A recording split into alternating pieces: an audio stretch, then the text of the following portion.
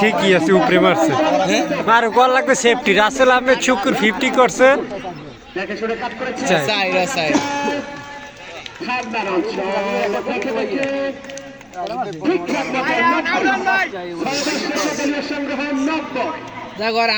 সার্থকটা তো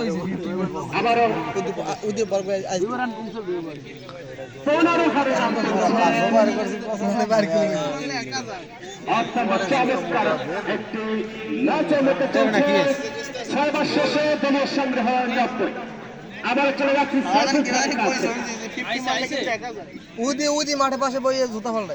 ষষ্ঠ ওভারে খেলা শেষে দলীয় রান 90, কাটায় কাটায় ওভার প্রতি রান রেট 15।